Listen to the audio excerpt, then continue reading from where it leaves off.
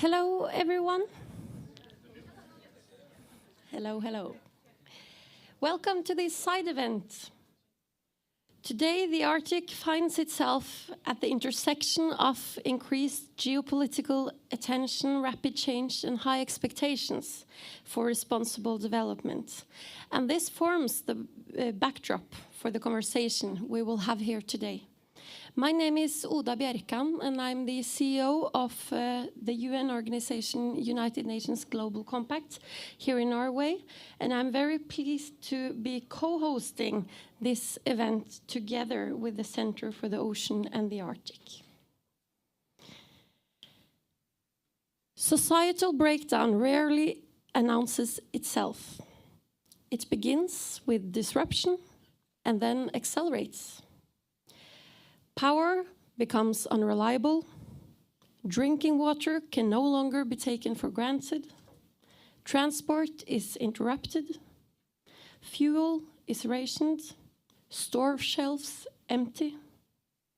People move away. Investments are cancelled. Trust erodes. And then the question emerges. What is happening? Are we under attack?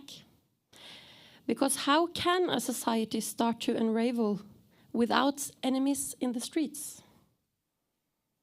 This isn't an invasion or a hybrid warfare. It's climate change. It does not attack with weapons, but by undermining the systems that societies depend on. It is where, if this were a foreign enemy, we would mobilize immediately. But because it appears as floods and droughts, infrastructure failure and rising prices, we hesitate. Dear leaders, we are facing a fundamental security policy paradox. In responding to one set of risks, war and geopolitical instability, we are certainly intensifying another, the climate crisis. Across NATO, defense spending is moving towards 5% of GDP, and given today's security environment, that seems very necessary. But it also comes with a cost. According to a UN-commissioned study, reaching NATO's 5% target without emission cuts could make military emissions comparable to those of a major industrial nation like Japan. And this is why we must expand the concept of security in our dialogues. Security is not only about borders or deterrence. It is also about climate stability, supply chains, ecosystems, and societies that can absorb shocks. A state can be heavily armed, but still deeply vulnerable if rivers dry up, farmlands disappear, infrastructure fails, or trust erodes. We already see the consequences today.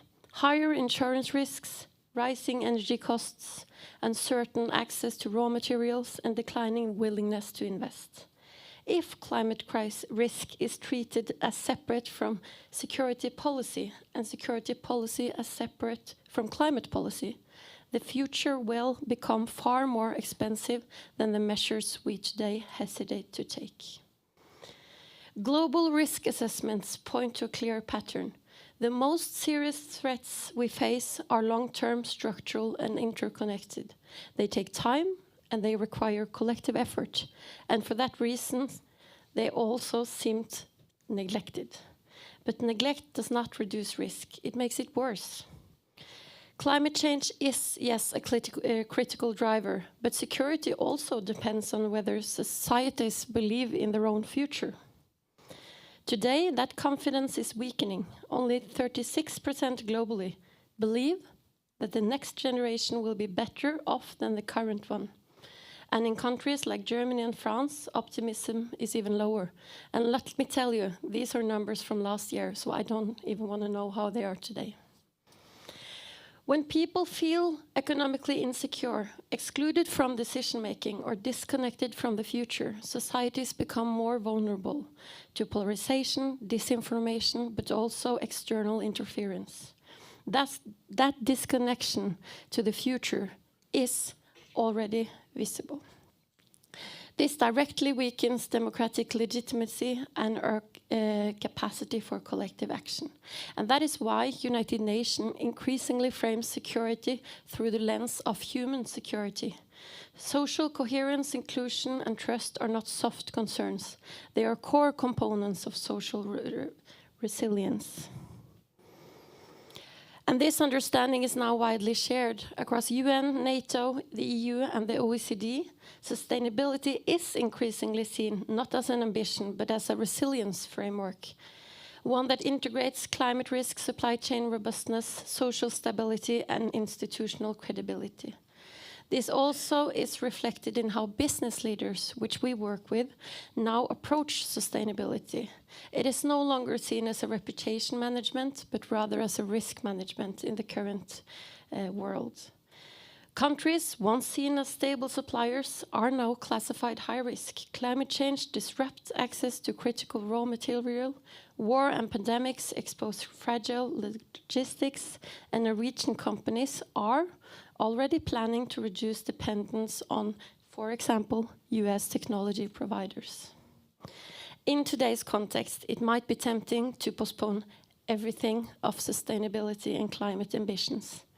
But I would say that is a huge mistake. This isn't about climate versus security or sustainability versus preparedness. It's about resilience. And resilience is environmental, economic, and social at the same time, just like sustainability. And in the Arctic, where we are currently, this is already very visible. Change is faster, distances are longer, and climate change, geopolitics, resource competition, and social vulnerability collide in the same places, often in small communities with limited resilience. Getting this right in the Arctic is not optional. It determines whether societies remain stable, legitimate, and capable of acting together under pressure. And that is why we now currently need to hold on to emission reduction plans and to transforming our economies into a sustainable direction. Because climate change isn't going away, its impact will increasingly act as conflict multipliers. The Arctic is not a distant warning. It is where the future of security, sustainability, and resilience is already unfolding. So now it is my pleasure to introduce Gunnar Rekvik, Project Manager at the Center for the Ocean and the Arctic, who will lead us through the first of total 3 panels. Welcome on stage, Gunnar.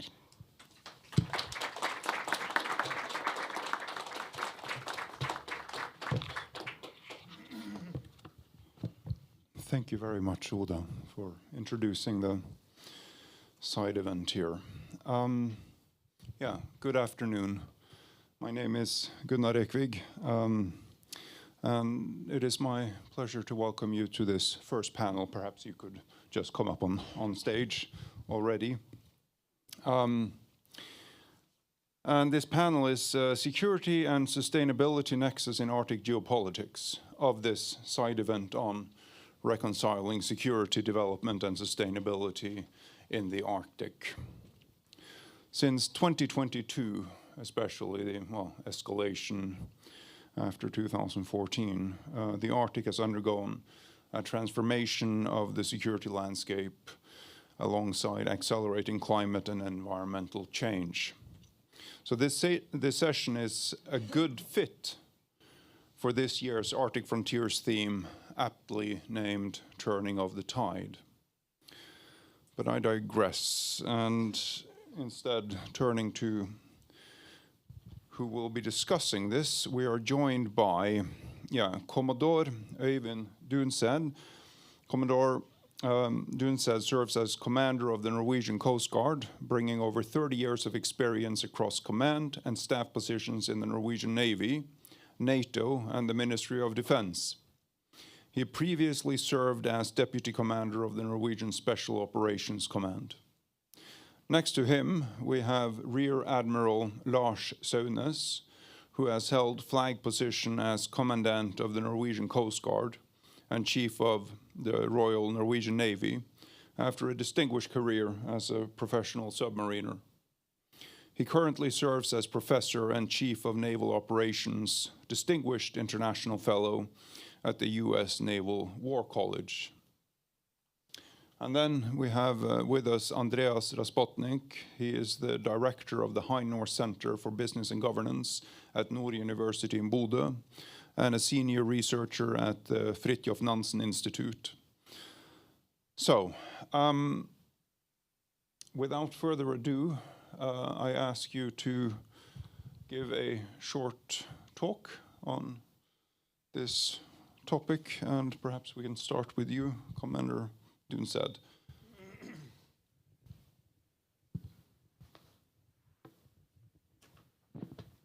Is this on?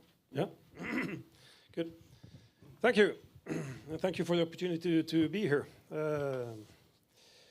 The link between security and sustainability in Arctic geopolitics lies at the intersection of environmental change, resource competition, and strategic interests.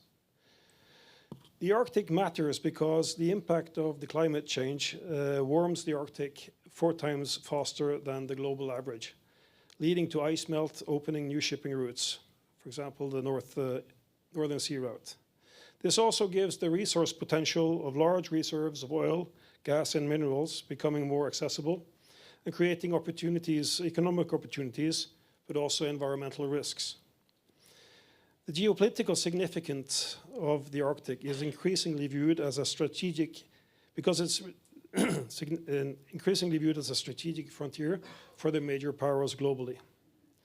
The security dimensions that results in is a military buildup, where we see Russia expanding its military presence in the Arctic and NATO increasing the exercises in the northern areas. The increased shipping routes, or the open shipping routes, brings increased challenges such as accidents and environmental disasters due to the increased activity. It also gives the possibility to increased hybrid threats in today's security political system. Whilst the sustainability challenges cover fragile ecosystems, which are hard because they are highly sensitive, the oil spills and mining could have irreversible consequences. We see increasing prices on fish and food, and seafood, and declining fish stocks. And we have local communities depending on traditional livelihoods that are threatened by climate change and industrialization. And then we also see the global climate feedback, where we have the melting permafrost releasing methane and accelerating the global warming. The resources versus the environmental protection, where you have states and commercial actors who prioritize energy security and economic gains, often conflicting with the sustainability goals. We have dual-use infrastructure, where you have ports and icebreakers that serve both commercial and military purposes, blurring the line between development and also militarization. And if you look at the current security political climate, where the current world order is to some extent challenged, it is important to remember that sustainability and security are inherently connected. It is difficult to have the one without the other. Thank you. Thank you very much for those thoughts. You note that I think we go questions first and then we move on. You note that sustainability and security are inherently connected and difficult to have one without the other. From the Norwegian Coast Guard's operational perspective, can you provide concrete examples of where security operations must account for environmental protection or where environmental degradation creates security challenges?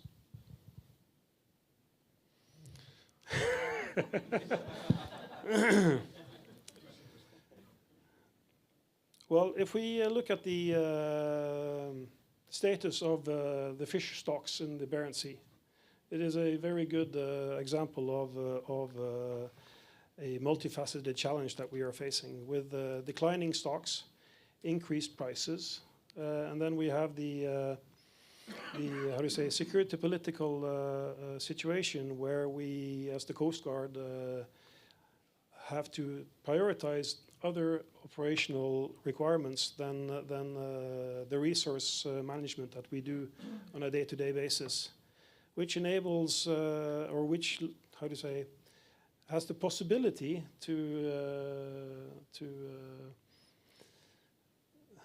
lower our understanding of what is actually ongoing within the fisheries, and giving us a, how to say, more challenges to actually make sure that they are at a sustainable level compared to what the research and the scientists say are available.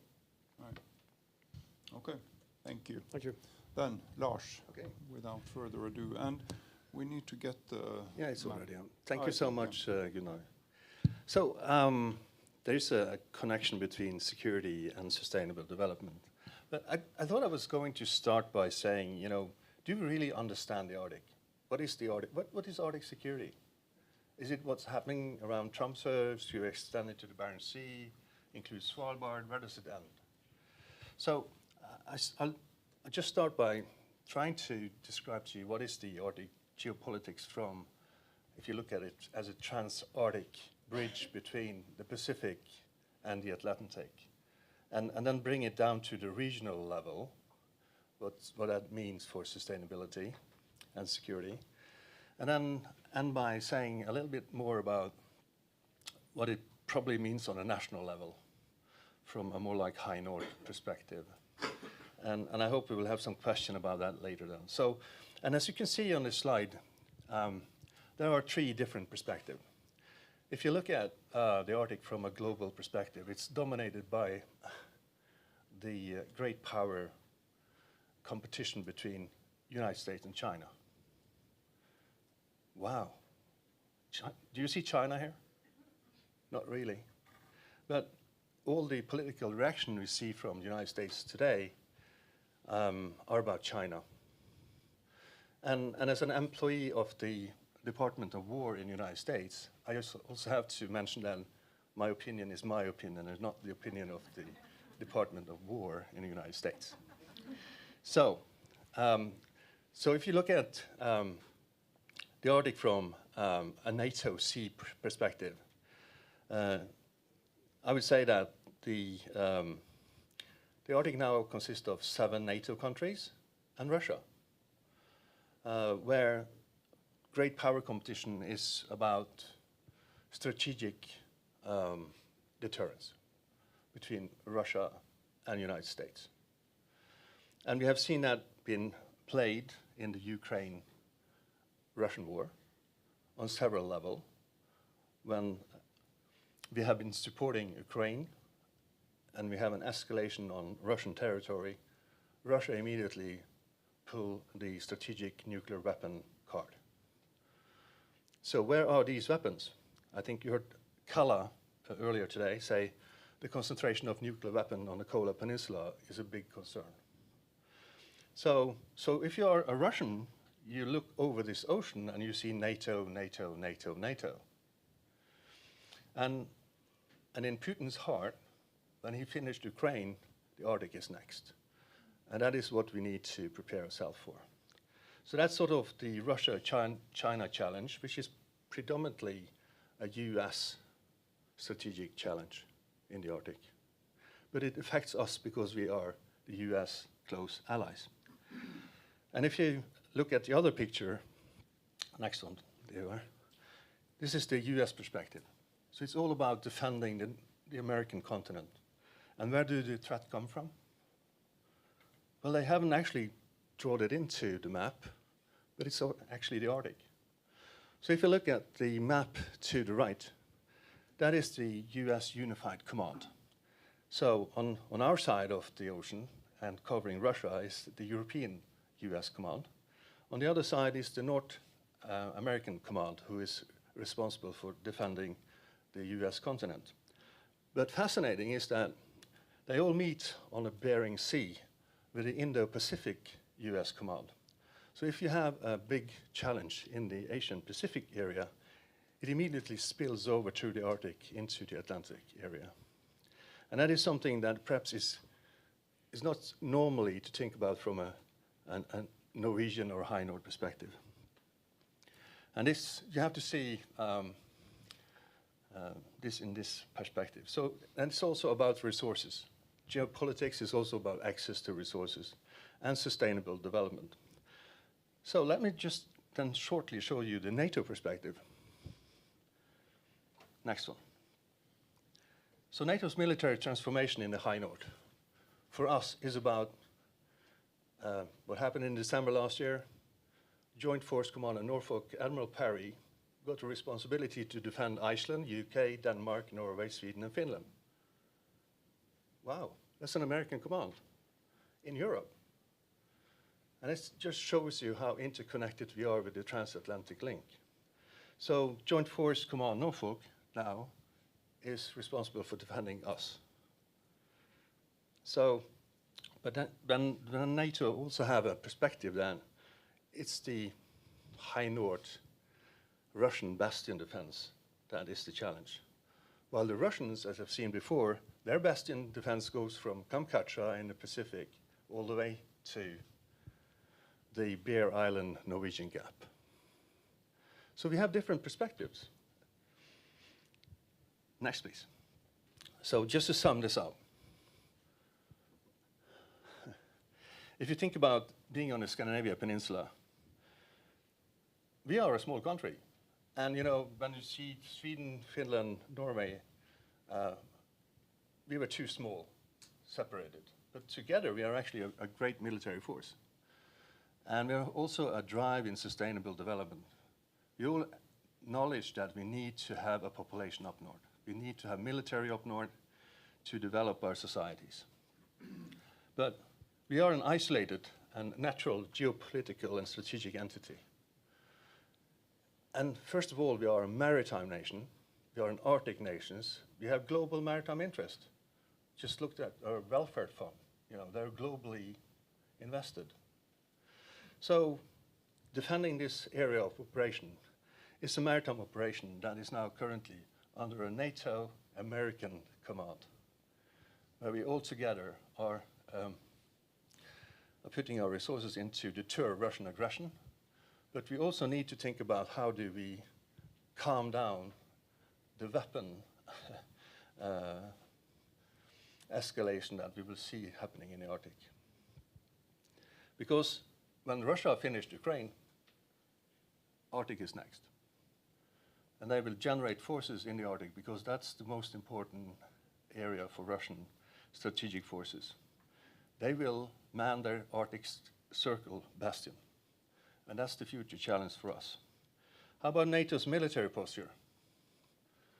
I think escalation management and avoid a nuclear escalation is perhaps the most important task for the future, especially in the Arctic operations. But we need to be prepared to have readiness and consistent presence. And that is also, I would say, a prerequisite for sustainable development. You can see our societies already are taking the security card out of the table, saying we need to produce oil and gas, hydrocarbons for Europe, for our own security.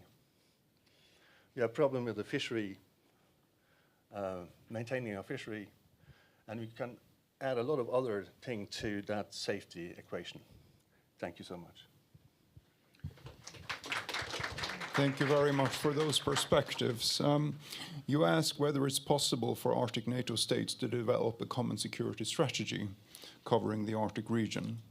Given the NATO Arctic 7 configuration and current geopolitical realities, what are the primary obstacles for such coordination, would you say? I would say, I will turn that around and say that the Scandinavian model that we just have created under Joint Force Command Norfolk is a model that also fits very well into the US strategic defense strategy. It's about burden sharing. It's about taking more responsibility on our own defense. And if you think about it, you know, the Kayak in Bodø in Norway will be perhaps the most potent air power in Europe. With where you gather the Finnish, the Norwegian, the Swedish Air Force under one command, it's really a big force. When you gather the armies of our countries in the northern part of Finland in a division corps headquarters, that's a formidable force.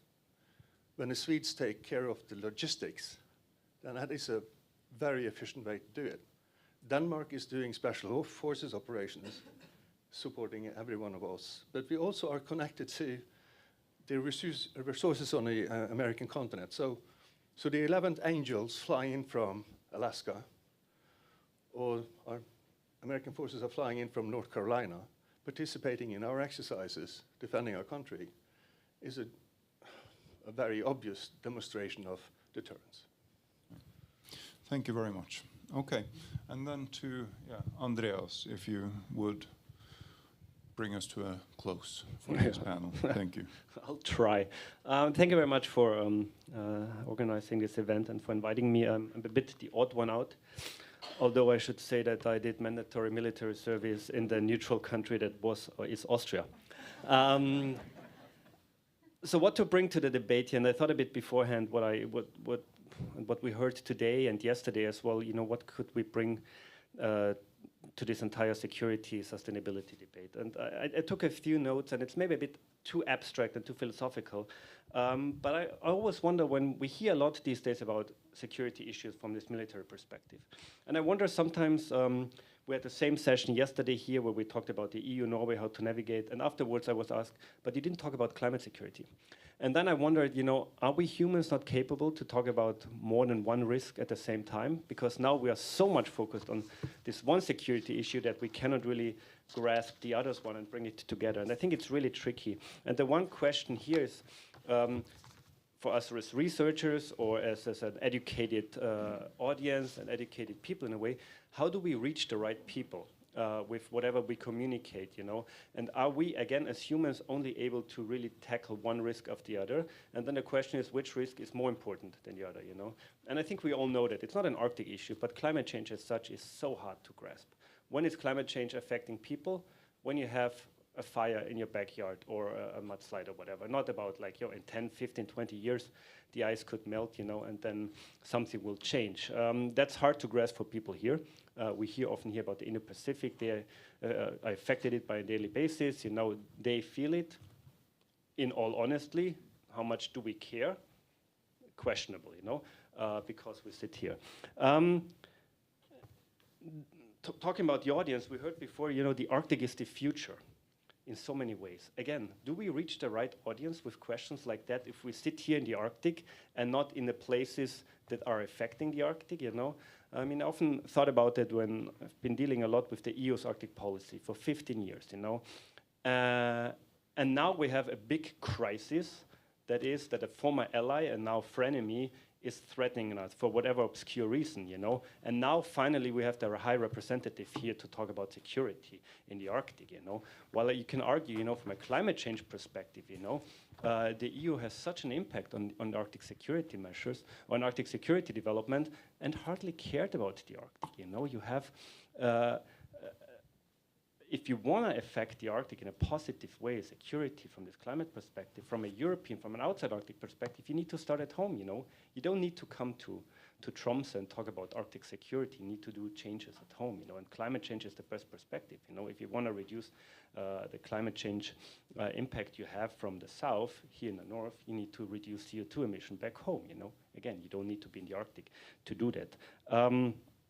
And something else that what I wouldn't say realize more and more, but what concerns me about more and more is, do we have an Arctic literacy issue? I mean, I often use my son now as an anecdote here, but he's 4 years old. I buy him all these Arctic books. What do we see in these books? Ice and polar bears, And now here in the Arctic, we talk the Arctic is so complex, we lack people here. I work at a center that focuses more on the socioeconomic development in the Arctic. We always have the same arguments we have resources, we have opportunities, yes, but we lack young people, or we lack people that move up here. What do we do? Is this entire Arctic framing that we do helping in us, I mean, Tromsø is a perfect example. Go to Reykjavik, It becomes a bit like a Disneyland, where you can buy all this Arctic stuff, like polar lights and ice bears. So we kind of sell the Arctic story we are criticizing at these conferences. And this is a bit schizophrenic. It's maybe the humans that we are, But the question is then, how can we link questions of security, sustainability in that regard, if we have to tackle several crises at the same time? Coming again back to the question, how do we reach the right people? So again, it's a bit philosophical, but I was really like, okay, how can you bring questions of sustainability, security together in an era where we are so concerned about maybe next post, next references by certain leader, that we often forget the bigger picture, and as researchers forget that what is our task in reaching the right audience to really make a change and keep this complexity alive. I'm really sorry for the philosophical thoughts, that. All right. Thank you very much. But in that case, how would you then assess the EU's ability to influence Arctic security when sustainability has to be lifted alongside this new security spending? That is. Again, I'm a very proud European, so I often I wonder why we have to downplay who we are in Europe, and it doesn't matter if you name it the institutional embodiment that is the European Union or us as European citizens. Europe has a lot to offer and has a lot of possibilities, but we need to, eventually tackle it. And we heard today that, now finally the EU is tackling Arctic security. I would argue it doesn't matter what you write in a policy. You need to actionize it, and then if we put more resources in a policy, fine and fair, but where are the resources? If you only have 1-2 people in a commission, in the ministry working on Arctic matters, whatever that means, it doesn't matter what you put in a policy. You have to have human capacity, you need resources to actually do something. So the question is, again, we all know there's a lack of resources, there's a lack of funding, a lack of human capacities. Which security risks or which risks do we prioritize and which not? I don't have an answer, but happy to talk about it next year again. Right. Well, thank you for that. In any case, as we're wrapping up this panel, I'm also first of all, it is very timely that sustainability is really lifted as again the security sector is getting so many resources, and also, without getting philosophical, when I grew up, I had one existential threat to my being, and that was nuclear war. My son has 2. We were supposed to solve that. Now it's back. History did come back. He has climate change and nuclear war. And what worries me, if we again think of the Arctic as a laboratory for humankind in the Anthropocene, also as Øyvind mentioned, it's heating faster. What is happening here, it reflects a global system. It is more concentrated. It's difficult to combat climate change when we don't talk to half the Arctic.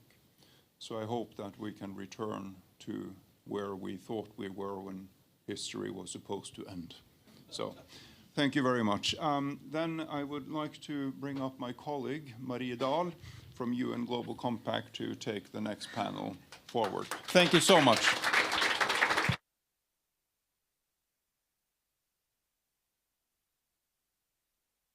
Perfect. Okay. Thank you very much for a very interesting first session. My name is Marie Fløystad Dahl, and I am a project manager at the UN Global Compact Norway, and I will moderate the next 2 sessions that we're going to have now.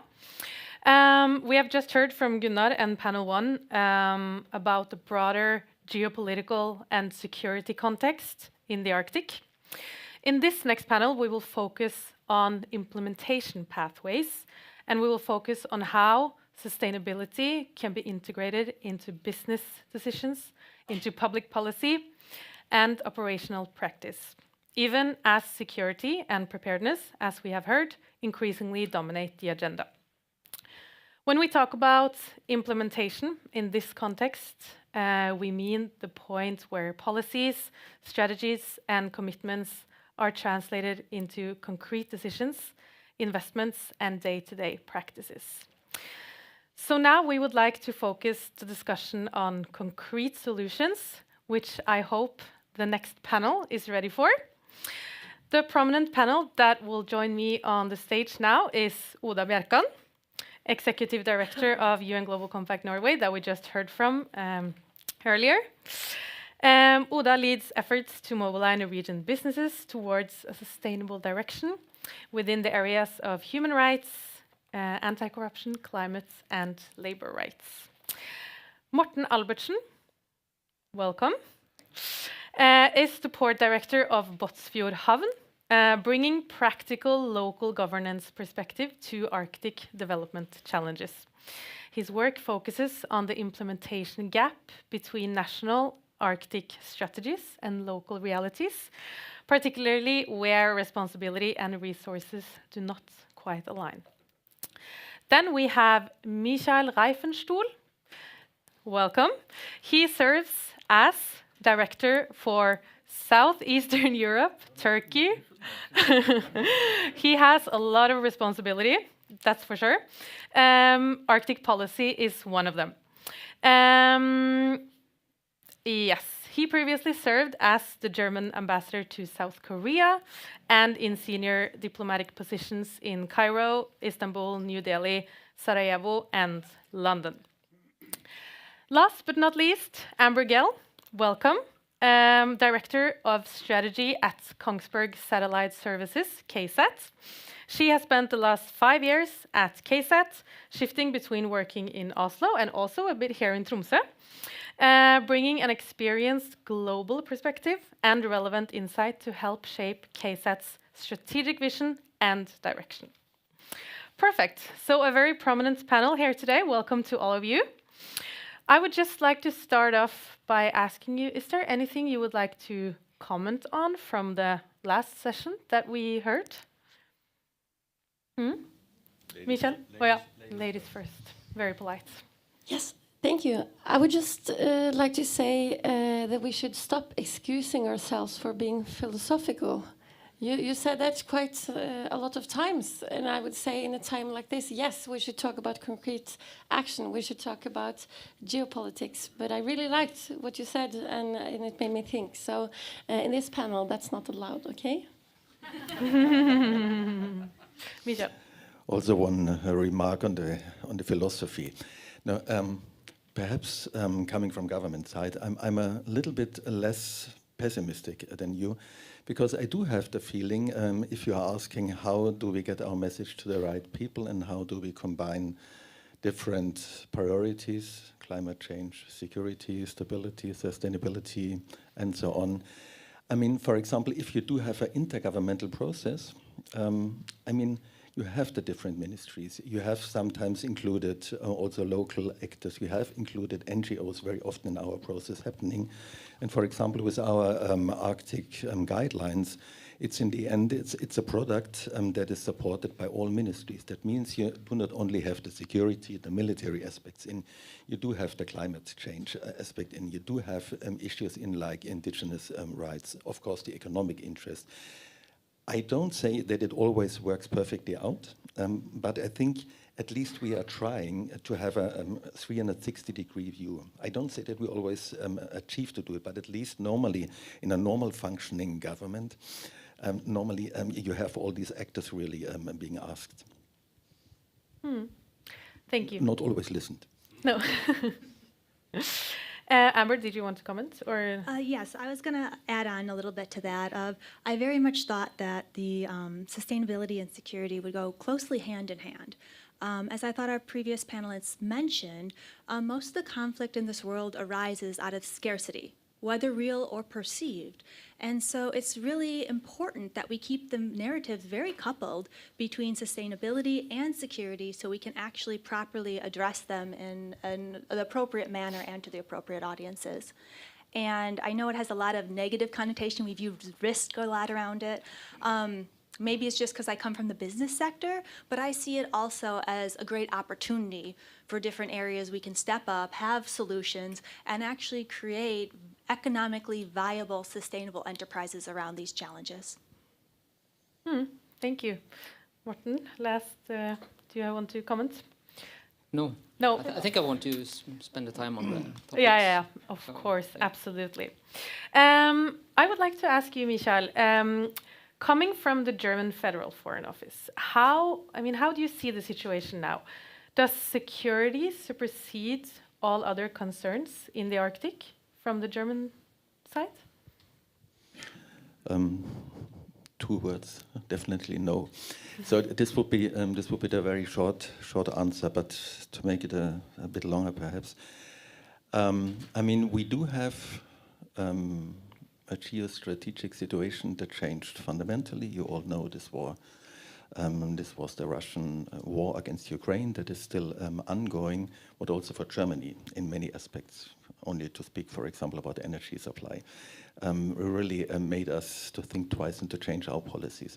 So I'm starting with this because it was also the outset that we actually in September 24, this was still under the last government, we had a look on our Arctic guidelines that we have from our government, and we revamped them, we reworked them, and actually what you can read there is actually true. What we also heard from the military side, we have to have more focus on the security side, on the stability side of the Arctic. But, and by the way, actually we are doing this also in many practical ways. For example, we do have with Norway, we have a very intensive collaboration in the military field, in the submarine field. We do participate in the NATO exercises. Also, we are not an Arctic country, but we are observer country to the Arctic Council. Why? Because the Arctic region for us is also vital for economic reasons, for security reasons, for stability reasons. So it was clearly said we need to shift more resources, more focus on this area. And actually, this are we doing, like examples of what I mentioned. But now comes the but. But this does not mean that what Kaja Kallas called actually in the morning session, she said the really long-term security challenge is climate change. Yeah? And we are very, very well aware of this. So this does not mean that we refocus our engagement only to security policy, only to military policy. But of course, climate change is one of the focus areas also of the new government. Also, that we do have sustainability. It goes hand in hand, resilience. So I think the real important issue is that we know we need the security, we need the stability in the Arctic, but also in order to enable all the other fields that we really can follow them. So I don't think it's an either or, but I admit at the moment, of course, we do have a very strong focus on the security side. But, for example, to mention just one example, research was always very, very important for us, Arctic research. You may know the Alfred Wegener Institute and this icebreaker research ship, Polar Star. Just now, even under this budget cuts that we do have with the new government, even under this still difficult economic situation that we are facing, the German Parliament agreed that we will commission a new version of the Polar ship because it's quite old. So we are continuing also to invest in the other fields. We know, for example, to fight climate change, we need research. Yeah? We need also research cooperation. We need to invest in cooperations between scientists, to have the data, to have the analysis and all this. So this is very clear to us. So there is a clear combination between sustainability and security. But how would you, the rest of you, look at, I mean, what are your initial reflections on the relationship between sustainability and security?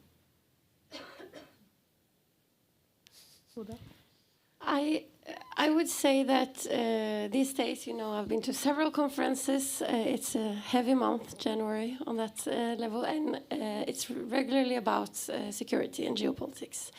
What I'm missing is what we are defending. You know, when we talk about war, when we talk about alliances, when we talk about the old or the new world order, we're talking about some fundamental values, and we're talking about some principles that we believe in.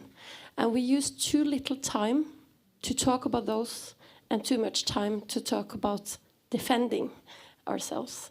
So I miss that, but I also miss leaders of today, business leaders in Båtsfjord or anywhere, pointing rather far ahead of us, not just looking back, telling us where we should go. And I believe that's why Mark Carney was so popular the other day when he spoke in Davos, because he's the first in a while that has actually spoken. He has said some honest things that we missed, many of us, but also pointed towards another reality.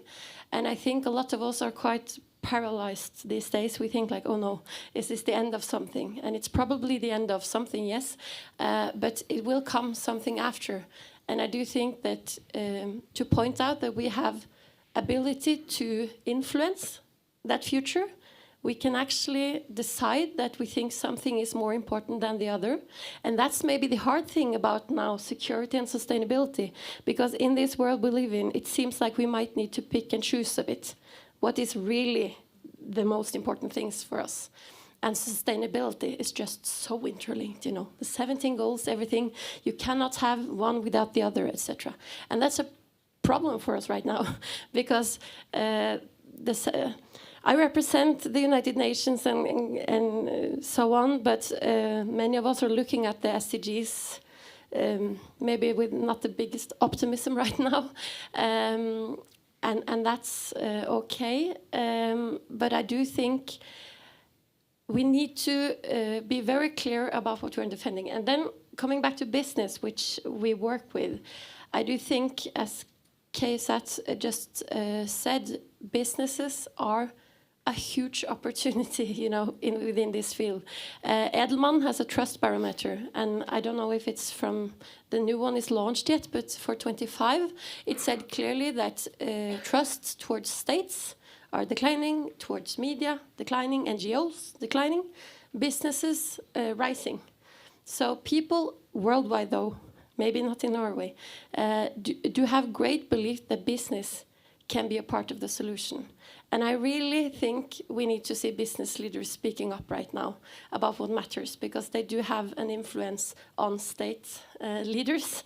Yeah. So I would then like to hear the business leader from Båtsfjord commenting on his thoughts. No, I absolutely agree. Thank you. I've been to a lot of conferences as well. I've read a lot of strategies from the government and others from last years, and you're absolutely right. The things which are going back and forward is sustainability and security, and we rarely talk about what we are defending, because I think one of the main things we are defending are the societies, the culture, and the jobs, and where we too often see strategies with stated goals, and we don't see how we're supposed to get to the goal, and we also to be honest, this is a very difficult question. 10-15 minutes is too little. So, but yeah, I absolutely agree with. We should talk a little bit more about the businesses, because they can play a really important role if you use them correctly. And to do that, you have to give them predictability. You have to give them good conditions to work. And I think we have to think a little bit further than like 4-year period, which are like the government's thinking. Yeah, we should do this in the next year, but we have to extend it. And I think we also have to acknowledge that we have to spend more money. We cannot spend all the money where most of the people are living, but we have to spend them where the values are created, which are in the Arctic and North part. Yeah. I just had a question to the two of you, if that is okay, because on the down into core business activities, how are you seeing this like on the ground in daily life, doing business? Do you work with sustainability and security interconnected or not? Is it two separate roads?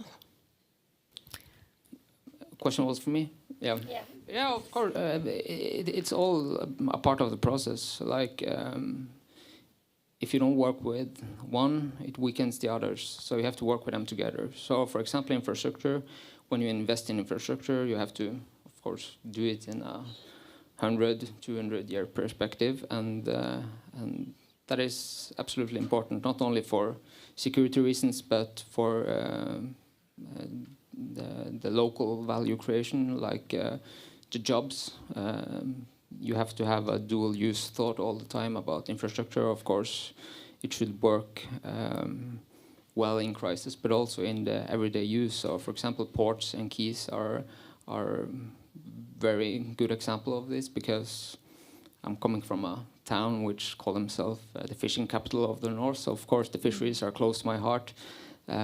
So the ports are the heart of the communities, and we rarely talk about the whole picture when we talk about security and sustainability.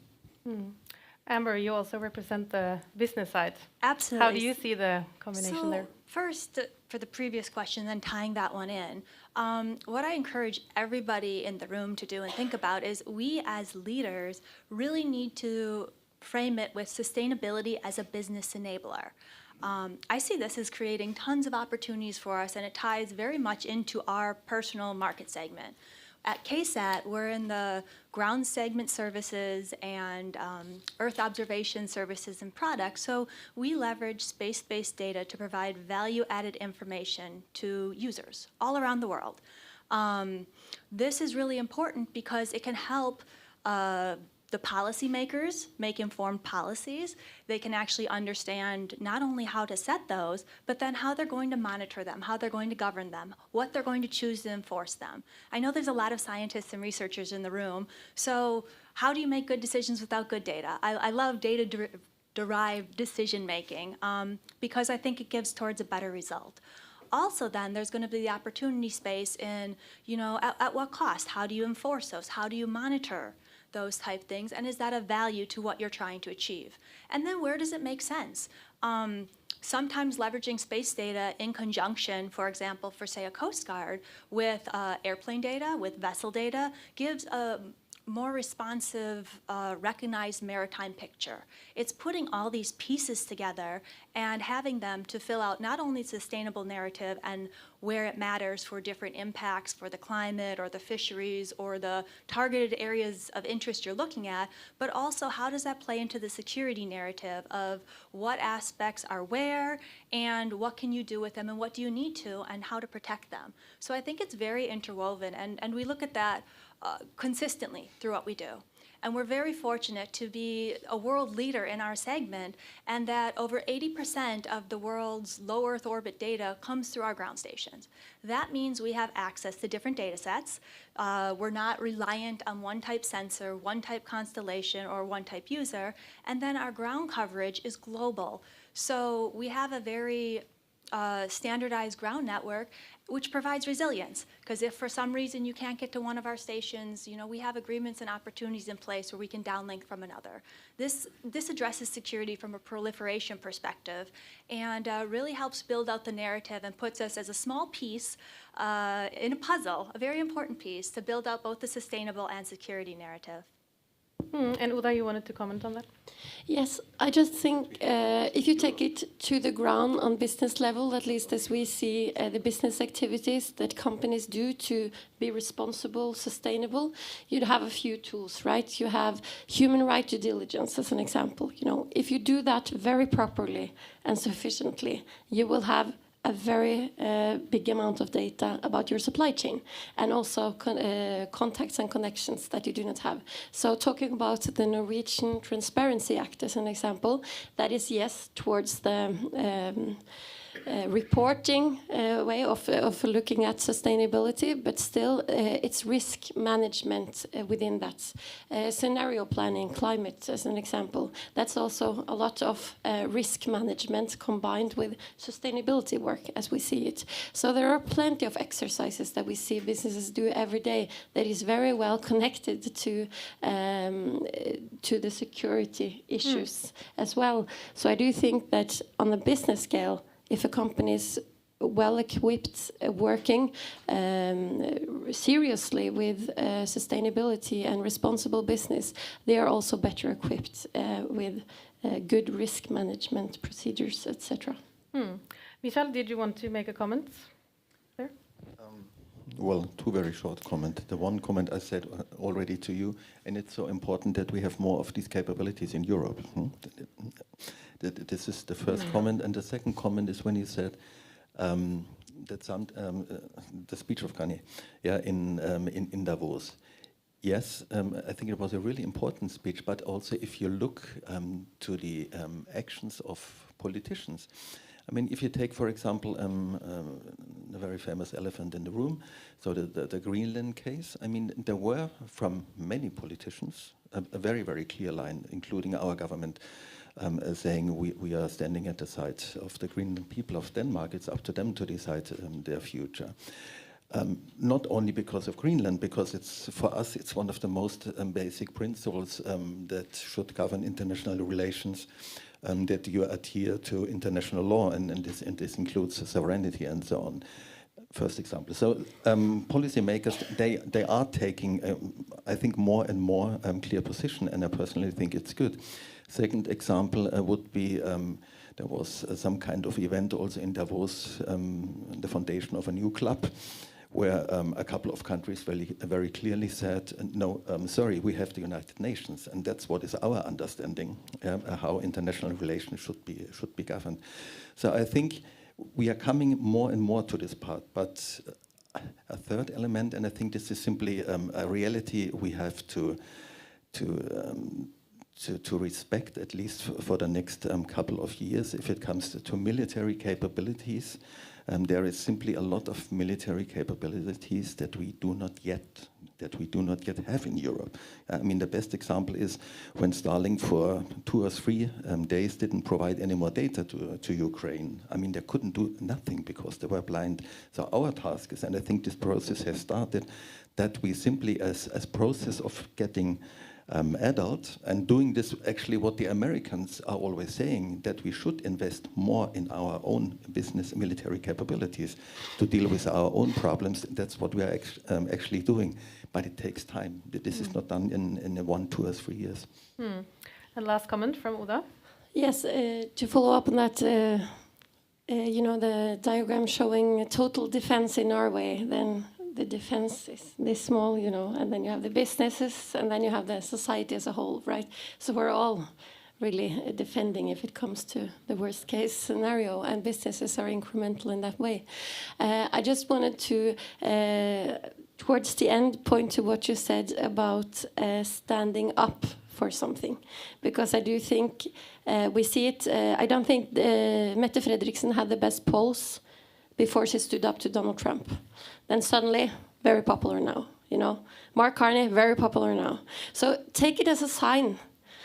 You should stand for something, and you should stand up right now for something you believe in, because that is, if we look at sustainability as a competitive advantage, it's certainly about trust, right? And you don't build trust in good times, you build it in bad times. So if you are ever going to stand up and say something that you have some values, some principles, something that you firmly believe in, this is the time. And I do think we should gather and do that, all of us, because that is what unites us. That is why NATO was built in the first place. You know, it's not about defense, it's about defending something. So I really, really think towards the end, or that was the time, that's a key message to give. And with those last words, unless someone is really eager to say something now, then we have to finalize this panel. Thank you very much for a fruitful discussion. We will continue with the next session, which means that we will thank Amber Gell and we will thank Morten Albertsen.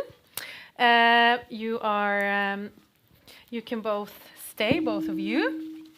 And we will invite in a new guest if he has arrived. Dag Rune Olsen. Has he arrived? Yes, there you are. Welcome, welcome. So, a special welcome to Dag Rune Olsen, rector at UiT, the Arctic University of Norway. UiT is the world's leading Arctic university with a central role in research, education, and knowledge development in the high north. We are very pleased to have you here for a few questions. We know you are in a rush. Thank you. And I just wanted to start by asking you, we have talked a lot about the combination between sustainability and resilience. How can universities like UiT contribute actively to bridging security and sustainability in practice? The first I'd like to say is that, and then I'm actually commenting upon the previous question, is there too much discussion about security versus sustainability? I don't like the word versus, because if you look up UN Sustainable Development Goals, number 16, the first phrase, and this is not my words, it's a UN's phrase. We cannot hope for sustainable development without peace, period. So we need to go back to the textbook. It is written down there. So I think if we, and I think one of the things that I think is a bit worrisome when we talk about sustainability, because we forget what is the basis for UN SDG declaration. You know, you have to bear in mind that if you go back to the Millennium Goals, there was a number of goals, and we met a lot of them, met the targets of many of them. But all those goals were well, you could meet them at the cost of the others, and some were met at the cost of others. The principle, the very core principle of the SDGs is, in contrast to the Millennium Goals, and that is that none can be achieved at the cost of others. So it is a balancing act. That means if there is a larger threat to security, the likelihood of becoming a war that would be detrimental to health, poverty, etc., well, then it might be wise to invest more for a period of time in security, so to reduce the likelihood of war, and therefore also maximizing the overall sustainability. This is actually what a university can contribute with, and to knowledge about what sustainability, at least as UN define it, is. Thank you. Very good answer. But how do you cope? Yeah. If I just may say, you said it better than I ever could have said it. Thank you, former Very good. ambassador. But how would you cooperate with the private and with the security sector? Well, then I'd perhaps like to say that we have made a major reshuffle when it comes to our courses, curricula, and things like that. And one of you can have some electives, and there are some of them are compulsory, and sustainability and innovation is one of them, because I think we need to focus on, you know, in academic institutions, we are very good at critical thinking. We come up with questions, and we are puzzled by this. But do we really contribute to solutions? Well, I'm not really sure that we always are able to come up with solutions. So being innovative, ask ourselves, how can we deal with this problem? We've identified the problem, we analyzed it, we've understood it, but we need to come up with solutions. And then, of course, it is not any solution that do the trick. So developing innovative skills, but within a sustainable framework, I think, is extremely important. And then, of course, we factor in those considerations you need to take into consideration if this solution is to be sustainable, viable, and also sustainability again, the grand concept. There is also financial sustainability that goes into the equation, and I think that speaks really to the business sector. Another comment when it comes to collaboration with the business sector. It strikes me that a number of academics, politicians, NGOs, we go to conferences and we talk to each other. We are sort of paid to do that. It's our profession. It's not a lot of business people men and women working in the businesses that are paid to go to conferences. We need to get rid of our ties and dresses and things like that, and really meet people in the businesses to talk to them at their premises in order to, let's say, convey the message of sustainability and how we can sort of contribute to also the transformation of businesses that we need so desperately these days. And again, one of the examples at our university is that we, to a much larger extent, bring businesses into the courses and courses into the businesses. There's many reasons why we do that. You get a much better grasp, and it's much more stimulating. But it also see to it that we can join forces, and we are not more people than we really need. So we need to join forces, and then we understand each other better as well. Thank you. And Oda, you wanted to comment? Yes, I actually, we're looking for business participants at this conference, and I would say that's a tip for next year. Try to recruit a few more, because it's very few perhaps compared. the opposite. We should go to them and not they to us. And I would agree with Dag Rune, because we work with businesses every day and really need to meet them where they are. And they do meet up in a meeting room, but they want to discuss real concrete matters, and they see a lot of value in knowledge sharing and sharing of best practices within the businesses. So we have several gatherings, filled with business participants in the room, where they discuss how could they collaborate on these matters, because they understand that in their supply chain they need all of them to actually make some results. And Dag Rune, one last question for you. You are partly responsible for educating the next generation coming. What skills or competences do you think are the most urgently needed in the Arctic workforce? That is a major question, because the Arctic workforce is nurses, it's healthcare professionals, it's IT support staff, it's economists, etc. So it's really broad. We need broad competence. I think what is the biggest challenge is that, because I'm not really worried about that people that study and live in the north don't understand what the Arctic is all about. We focus perhaps more on educating people outside the Arctic with respect to what the Arctic is all about. So our people will understand, but then we need to equip them with the knowledge that will see to it that there is the business industries, but also public sector thrives. We must be efficient. We must be leading in the business sector. We need, because we need more businesses and also in public sector to be successful in that respect, that they are really, really attractive for young people, appealing. Otherwise, we will lose out with respect to the challenges of demographics, because I think that is, for the Arctic, perhaps the biggest threat in addition to the climate change. The number of young people going to university, well, young people in general, are declining due to birth rates and things like that. You know the drill with the demographics, and as also the general have mentioned, well, there need to be people in the north. Otherwise, there's nothing to defend, and we won't be able to defend. So we need to be attractive to young people. And with that, I would say thanks a lot to you, Dag Rune. Very interesting to hear your thoughts. Nice. So now we will continue to the next finalizing panel. We will invite back Øyvind Dunset and Lars Saunes for some very last concluding discussions. So take a seat again. Okay, I will go straight to it. Lars, you work on integrating security approaches in the north. And Oda, you work with businesses on sustainability.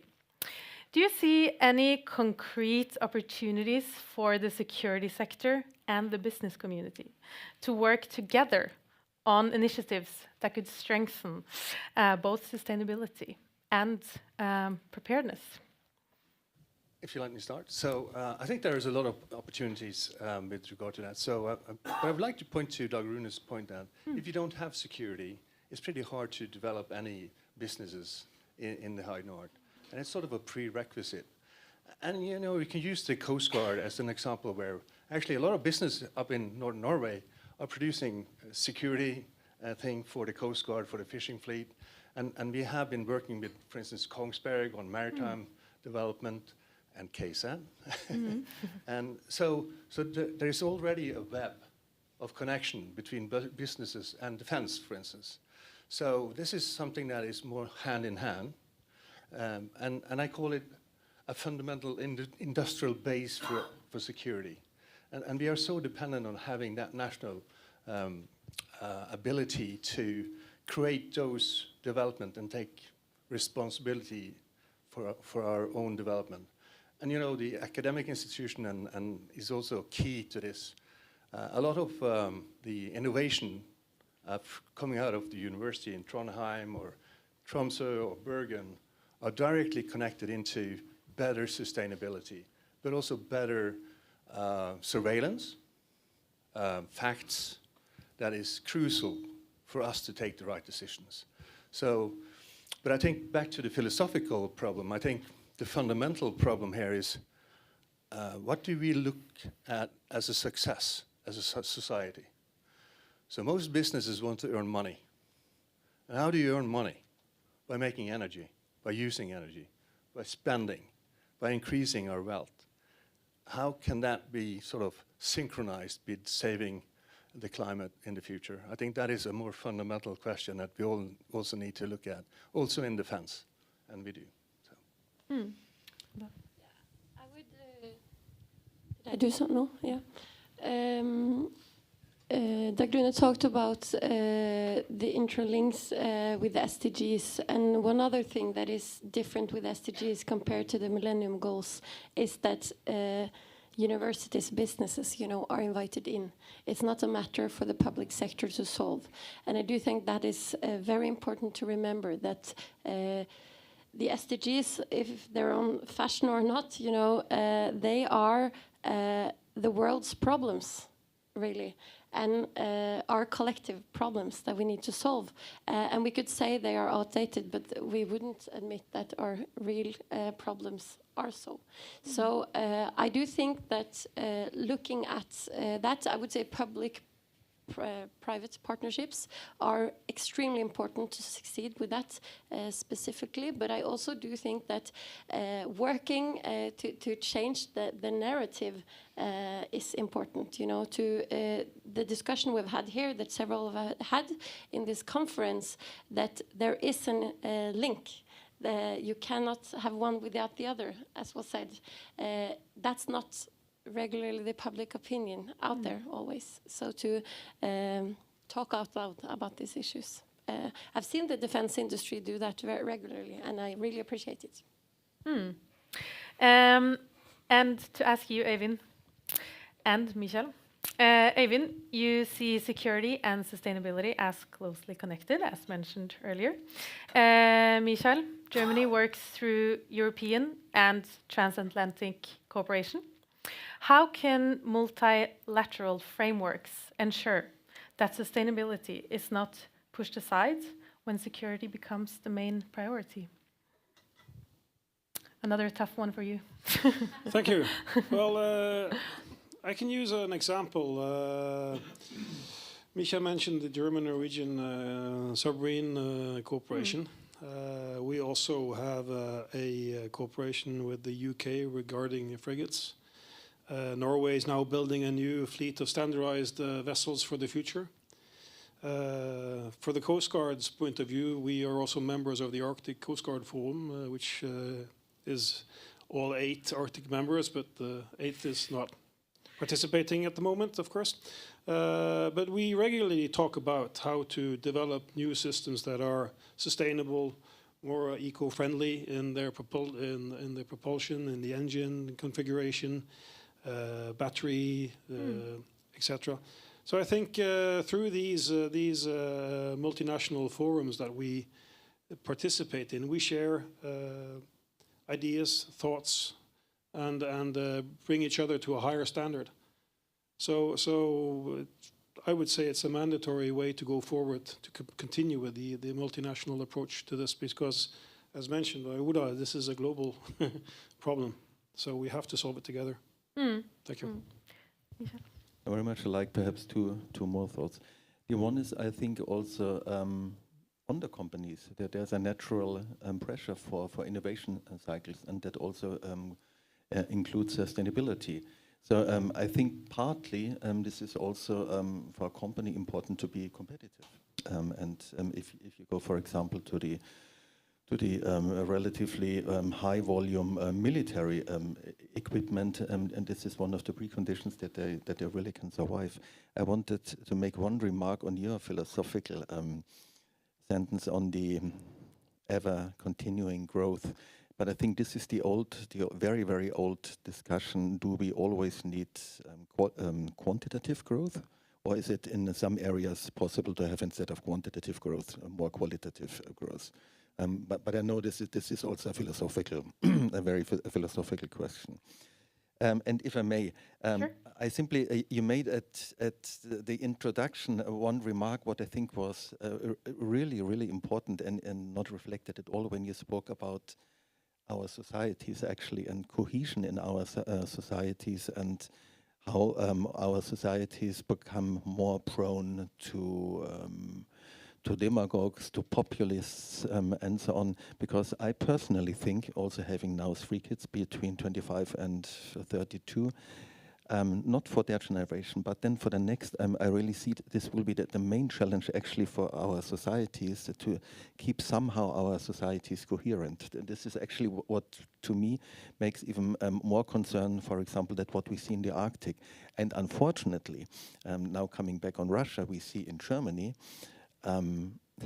not only Russia, but in particular also Russia is really good in strengthening this kind of narratives and seeding, how do you say in English, putting in the seed of doubt and dividing societies. So I personally think this challenge is as big as military challenge we are seeing, and I have the feeling we really are struggling to find convincing answers to this, but this was a personal remark. Thank you. Oda, you wanted to comment? Yes, I think I can take you back to Seattle in 1999. I was quite young at that time, but the WTO was having a huge meeting, and there were several protests going on. I don't mean a few outside. I mean thousands and thousands of people. And why were they protesting? They were protesting because they thought globalization had gone too far, that the companies that were trading didn't really take into account the human beings or the environment at all.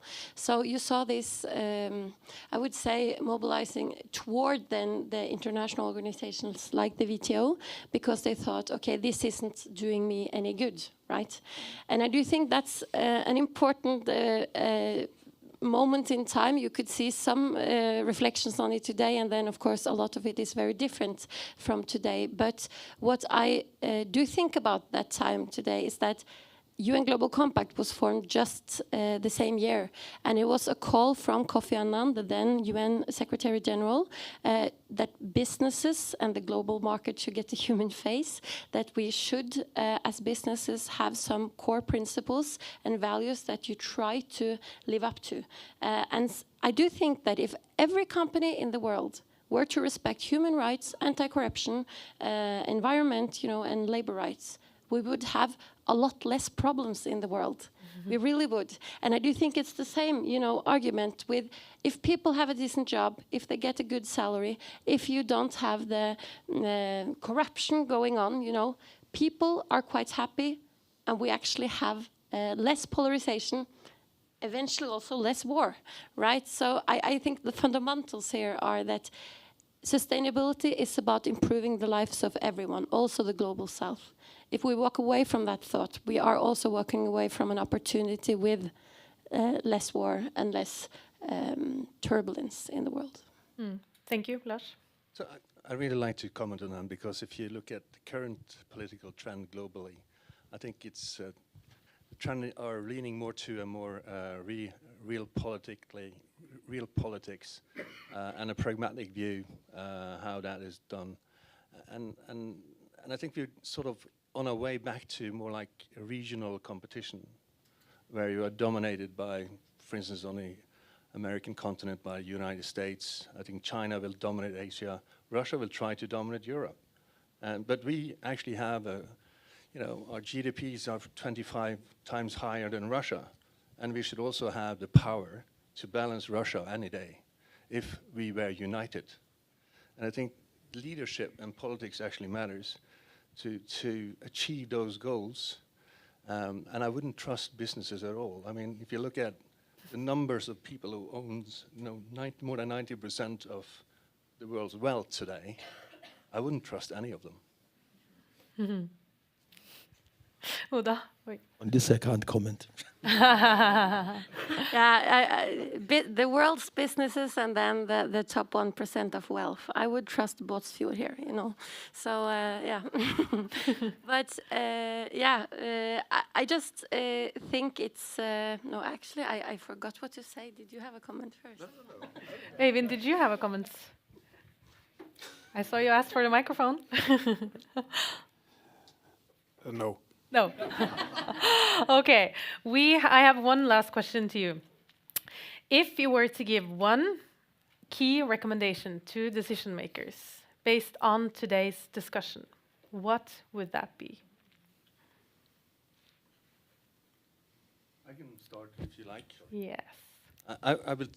My recommendation to decision makers today is to build on your national interests and find common ground with your neighbors and the region you're in, because that's the glue that binds us together with values, with interest and prosperity. But it will be hard for the politicians to link this to sustainability when security is kind of overwhelming their decision making currently. Michel? Well, so for me, being actually a newcomer to the Arctic, I do think, for example, this is a very personal comment, we do have quite good expertise in the field of NGOs, research and so on in the Arctic. Of course, also our military people. From our position, not being an Arctic state, but being observer, I think we have to learn a lot of the dynamics here, simply for understanding.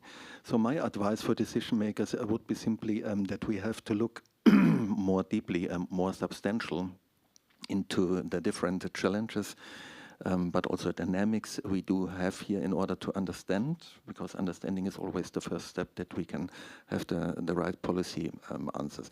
But I simply wanted to say, of course, we would not say our national interest, but we always would try to frame it larger, because we think, for example, European interest is our national interest.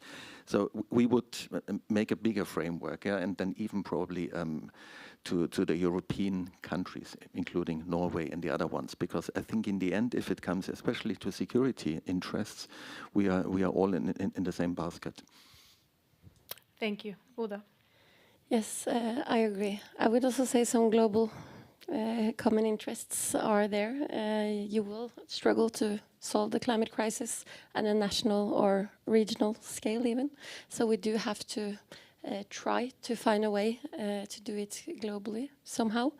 I do think my key wish for government is to create a vision that is not in the past but in the future, about where we're going, and to think very, very deeply about what is it that we really, really care about. And I do think, yes, we have money today in Europe, but what we really have, is that we have critical thoughts.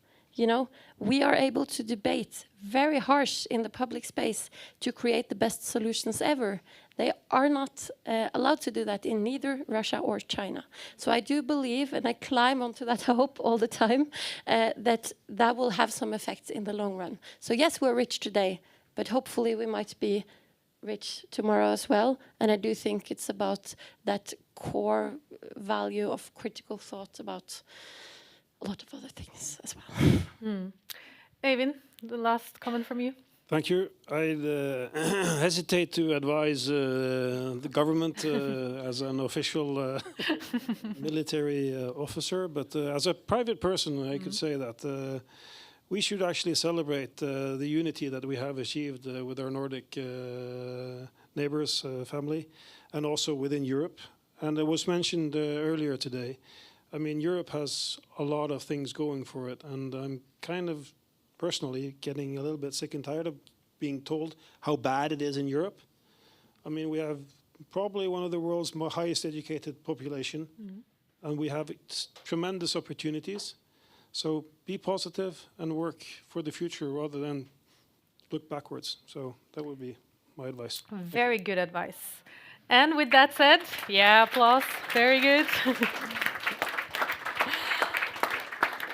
Thanks a lot to the panelists, all of you, for very interesting reflections on this topic. I will now give the final word to Jan Gunnar Winther, Director for the Center of the Ocean and the Arctic, to give the closing remarks for this session. Welcome. Thank you. That's, of course, an easy task. Now you have to listen carefully, because this is what has been said in 3 minutes or so.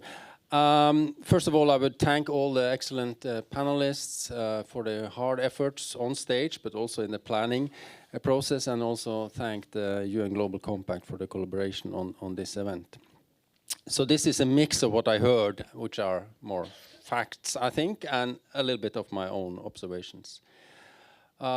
Here, but also earlier in plenary today, I was struck by let's say the emphasis on climate change.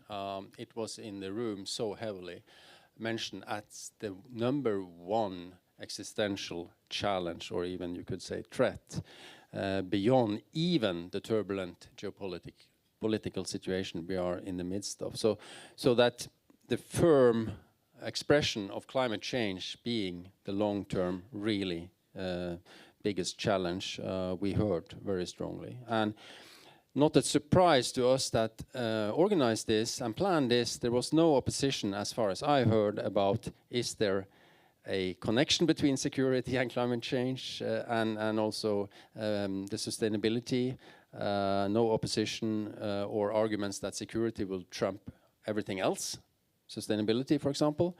But they are connected and they should be tackled jointly. So for me, that was both expected, but also a good kind of statements that were made that in a way took away that question mark. Can they actually go hand in hand? Now what I heard, and this is now more on my reflection, is that we are still too weak on action. We know what is at stake, we know mostly what to do, but we still, and I think Andreas was one of them, that was asking the plans and the strategies, that's fine, but we need to implement them. So I think that we still have a potential here to be more specific, and I will give 2 concrete examples. One is already existing, where I think the brilliant bridge between security and climate change, which is part of sustainability, is already established through NATO, that started a center of excellence on climate change and security a few years back in time. This is a very prominent example where you can combine civil competence and expertise with a military one on topics that are connected in the framework of what we discussed today. Oda very briefly mentioned the total defense concept, and I don't know if everyone in the room is familiar with that, because I heard yesterday a representative from Canada that said total defense was not a concept in Canada, which I didn't know at the time. But in Norway, that's deeply embedded in all the thinking we do now. We need the whole society on board. And it's actually spelled out in percentages. We are going to spend 5%, 3.5% of them directly to the military capacities, and 1.5% to civil society supporting the security and the defense sector. to my knowledge, we don't know today what to use this 1.5% on when it comes to the very, very concrete projects. And here I think we have a job to do, because that's where the action lies. If we manage to identify, prioritize, and implement these projects which bridge sustainability, security, climate change, and also bridge civil society. Today we heard about the private sector, but civil society is much more, organizations and civil society at large. I think we as society will be much, much stronger and much more resilient. So there was this, Mike Carney was mentioned, Davos. He said, nostalgia is not a strategy. And my own continuation of that is that neglection when it comes to climate change is not a strategy. Naivety is not a strategy when it comes to security, of course. And status quo, and I think the Minister of Foreign Affairs from Norway said that in plenary, that's not a strategy, it's not an option we need to develop. And finally, on a positive note, crisis also gives opportunities. They are very firm on that in China, but problematic times, you call them enemies or frenemies, gives also potential for increased collaboration, and I think that's what we have ahead of us, that we need to, as Øyvind said very correctly, to work across all kind of sectors, across nations, and with that actually strengthen our international collaboration and strengthen our security with a long-term perspective. Not putting down all the fires every day or week or month, but having a long-term perspective. So with these words, I thank everyone for coming, and that's all for us for today. Maybe next year we'll show up again.